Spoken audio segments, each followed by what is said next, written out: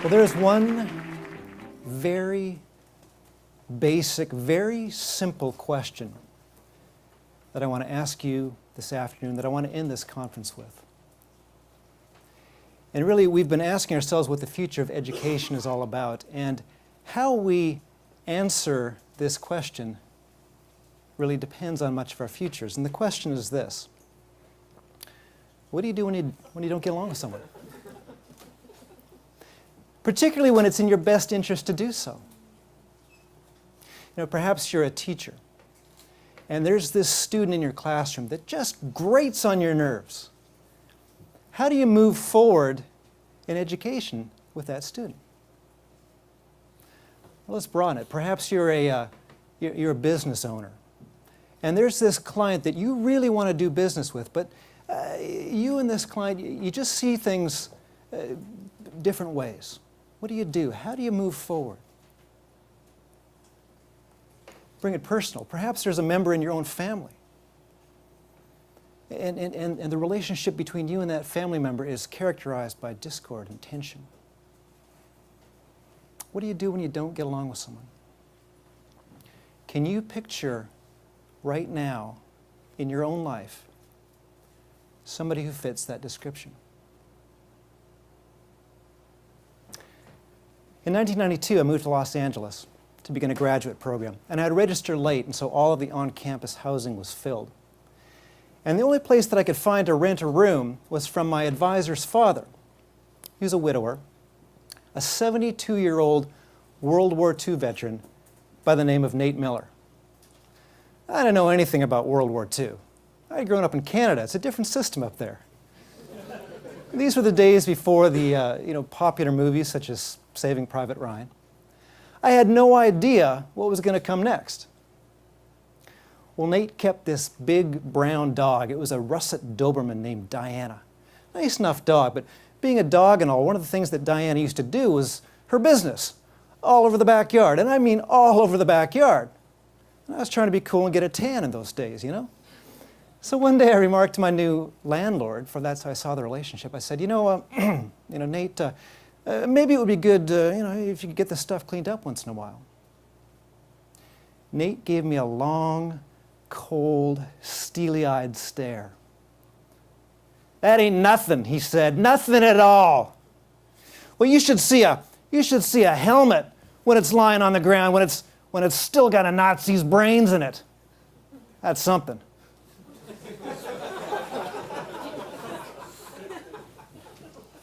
Nate slept with a loaded revolver underneath his pillow. I know this because he warned me about it. I'm the type of man who's always on watch," he said.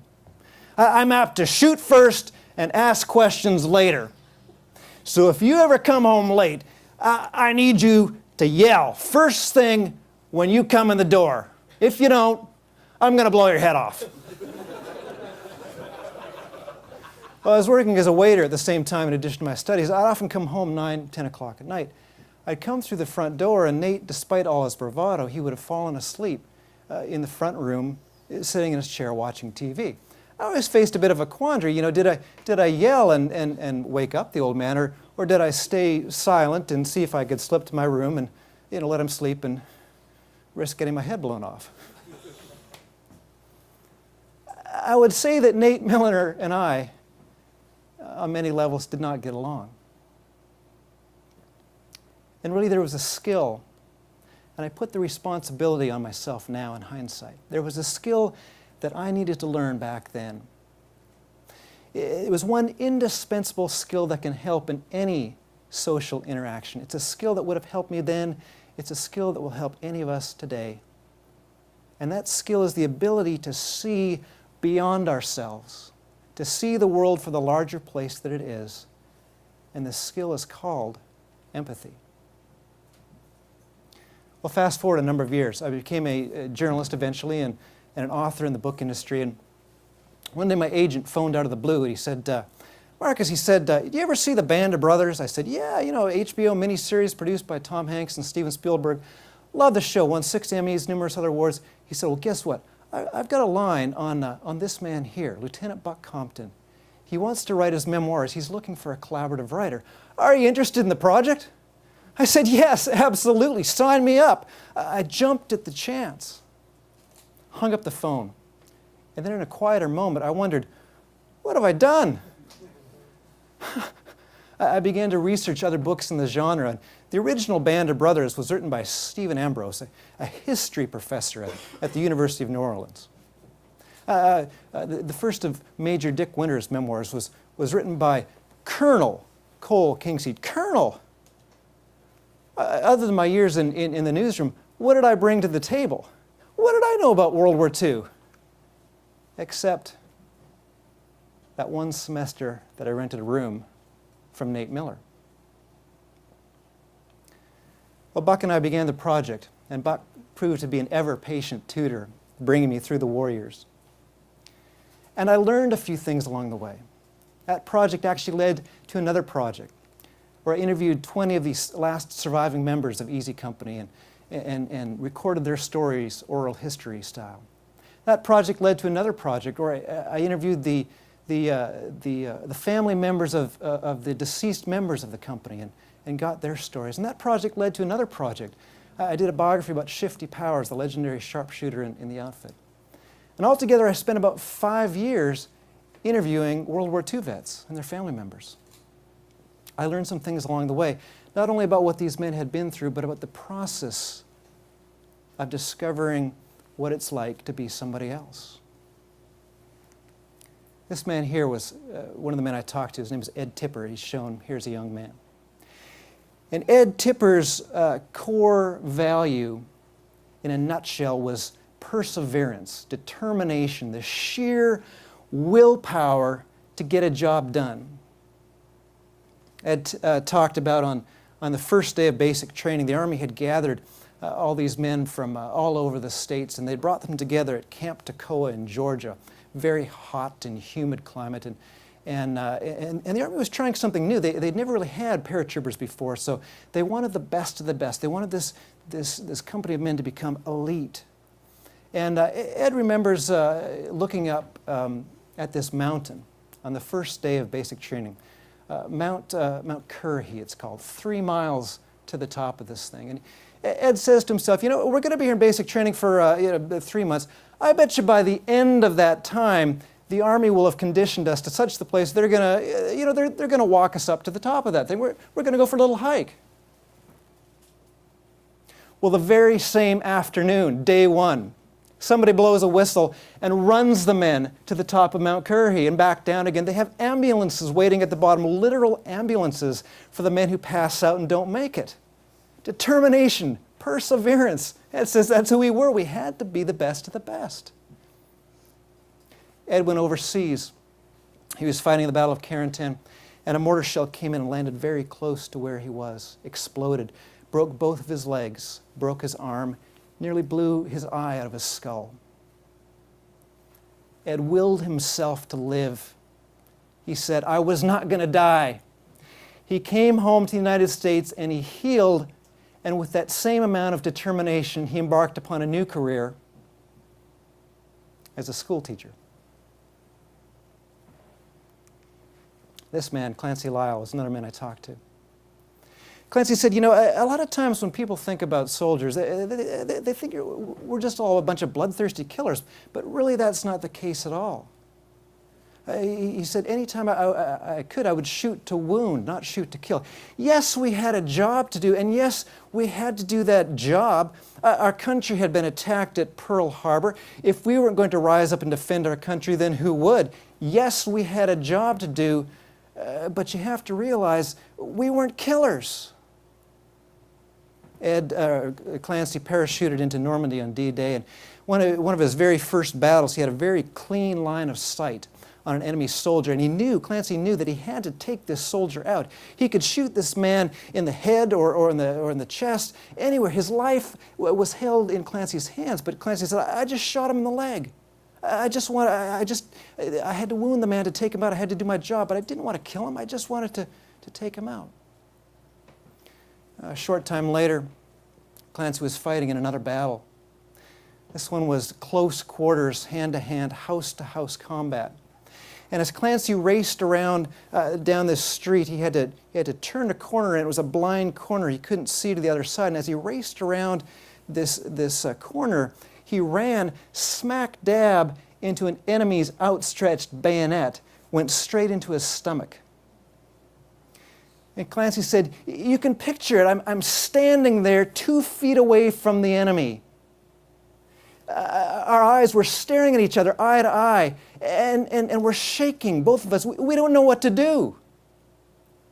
Clancy said, "Fortunately for me, I got up my rifle quicker than he did, and I shot this man out of me. He fell over backwards, and as he fell over backwards, he ripped the bayonet out of my stomach, and blood was spurting all over."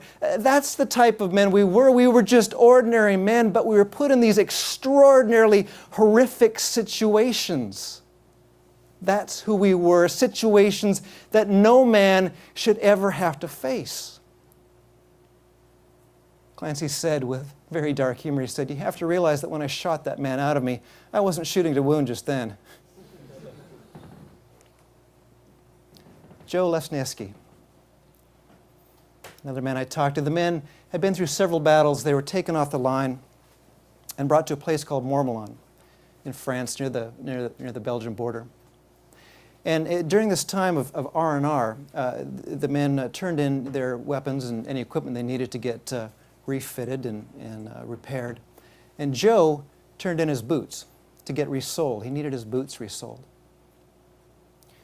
Well, while the men were there, a call came in very suddenly. Hitler had broken through the line, the Battle of the Bulge, and he was trying to gain control of this very strategic area. Part of this area was Bastogne. 7 crossroads led in and out of this city. If Hitler could gain control of this area, he could swing the tide of the battle back in his favor and ultimately swing the tide of the war so he would win the war.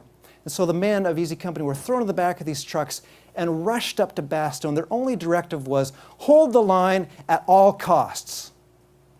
They were taken up there so quickly, there just wasn't enough time. So the men found themselves, it was winter, November and December 1944, January 1945. Coldest winter in Belgium's history, 30 years. It's 10, 20 degrees below zero. The men are digging through ice and snow to make their foxholes. And they don't have enough ammunition. They don't have enough food. They don't have enough winter clothing, or they're wearing their summer uniforms. And Joe Lesniewski didn't have his boots. I said, "Joe, what did you do? You went to fight this battle in winter and you don't have any boots." He said, "Well, I did what any man in my circumstance would have done. I improvised. I found some burlap sacks and I found some twine, and I tied these burlap sacks to my feet with the twine, and that's how I got through the Battle of Bastogne." Do you see what I had done? I had judged Nate Miller to be a crotchety old man who was stuck in the past. But I had no idea what he had been through and what men of his generation had been through. What I needed was that one indispensable skill of taking myself beyond myself. I needed this skill of empathy. How? How can empathy be developed? 3 ways. 1, when we invite people to tell their stories, oftentimes when we enter an exchange with another person, we believe that it's initially all about ourselves. It's an exercise in self-expression. Let me tell you about me. Let me show you my expertise. Let me sell you my product. Let me show you how brilliant I am. But really what happens when we turn that paradigm around and we develop the relationship and take it to the place where we ask questions about them. Hey, tell me about you. Where did you come from? Why are you here? Where are you going? Tell me about your life. Help me understand you, too. How do we develop empathy? We imagine the world through other people's eyes. Imagine the world through other people's eyes. What is it like to walk a mile in somebody else's shoes? What is it like to walk a mile in somebody else's burlap bags? Perhaps we have a student in our classroom, and that student is operating at 2 grade levels below where he needs to be. What is it like for that student just trying to make it on the playground, literally or metaphorically? What is it like for that business relationship that we had that we really want to do business with this guy, but perhaps he's just come to America from a different country and he doesn't speak English very well. What's it like for that guy to just try and make it every day and figure things out in this new country? What's it like for our spouse at the end of a long day for our spouse? Putting ourselves in somebody else's shoes. Thirdly, empathy is developed when we suspend judgment. Preferably always, but at very least until all the facts are in. It's so easy to judge people quickly. That guy, he's an idiot. But what happens when we suspend judgment? Nate Miller did tell me a lot of stories. Most of them were set in present day, and they involved how he would go down in the afternoon to a pool hall and see if he could pick a fight with somebody, sort of Walt Kowalski style. But one of the stories that Nate Miller told me, it was unlike any other story. It was this. The men were fighting in the Hurtgen forest. It was wintertime, and there was snow on the ground, and the trees were ripped and jagged and just filled with lead. And it was during that time of intensity and pressure and horror and desperation, Nate said, one morning along comes this chaplain. And he invites the men to hold a church service right there. Nate Miller said, well, hell, I went. The men scraped the snow away, sat down on the ground. The chaplain read some scripture over the men and prayed some prayers. And then the men, because they didn't want to be heard by the enemy who was just close nearby, the men all whispered the first verse of Amazing Grace. Nate Miller told the story several times, and whenever he told it, he always ended it the same way. He said, Marcus, by that time in my life, I had been all over Europe. I had seen churches, huge churches, fancy cathedrals. But that church was by far the best I had ever been to. You see, Nate Miller, despite his tough veneer, there was so much more to this man than he let on. Nate Miller, at his core, he loved his country, he loved his family, and he loved God. All admirable traits. One of the men I talked to is this man, Shifty Powers. He was a soft-spoken machinist from Clinchco, Virginia. Became one of the best shots in the company. Very skilled and talented man. And he's shown in the miniseries, a question is asked off camera, something like, what did you think of the enemy? And Shifty Powers said these words that have now become so well known to so many people. He said these words. A lot of the soldiers, well, I've thought about this often. We might have had a lot in common. He might have liked to fish, he might have liked to hunt. Of course, they was doing what they were supposed to do, and I was trying to do what I was supposed to do. But under different circumstances, we might have been good friends. Can you picture that person in your life right now you don't get along with? Do you want to go forward? This skill of empathy is tremendously powerful. The skill of empathy is indispensable. And that's an idea we're spreading.